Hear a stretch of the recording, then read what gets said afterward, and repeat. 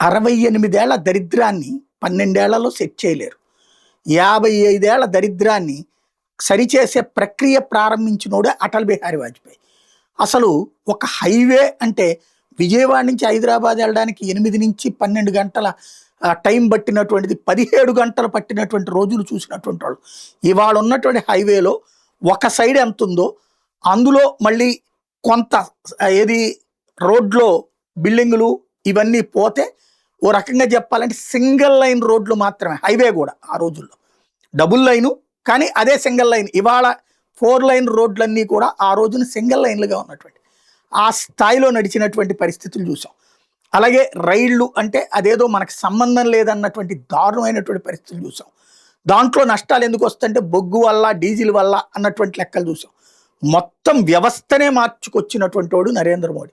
అధికారంలోకి వచ్చిన తర్వాత అంటే ఏదైనా మార్పు చెయ్యాలి అన్న తపన కావాలి. రైల్వేల మీద సీరియస్గా కాన్సన్ట్రేట్ చేస్తేనే రైల్వే స్టేషన్లు వాళ్ళ ఎస్కలేటర్లు, లిఫ్టులు ఇవన్నీ నడుస్తున్నాయి.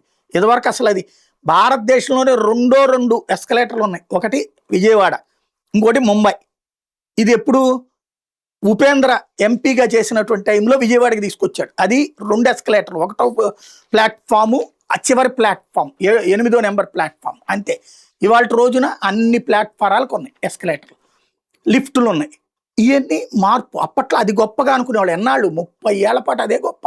బాంబేలో 30 ఏళ్ల క్రితం వస్తే విజయవాడలో 20 ఏళ్ల క్రితం వచ్చిందే గొప్ప ఎస్కలేటర్లు. అదే మోడీ వచ్చిన తర్వాత దేశంలోని అన్ని రాష్ట్రాల్లో ఎస్కలేటర్లు నడుస్తున్నాయి, లిఫ్టులు నడుస్తున్నాయి. భారీ మార్పులు జరిగి ఉన్నటువంటి రోజులు.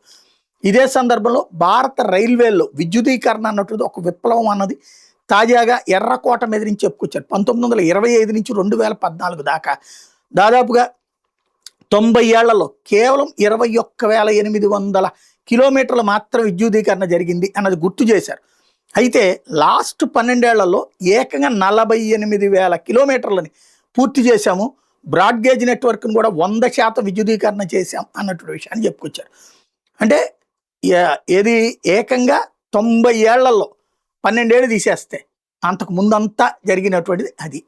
ఇది మోడీ చెప్తున్నది నిజమా కాదా అన్నది చెక్ చేసుకుంటే కనబడుతుంది కదా కళ్ళెదురుగున్న మార్పు.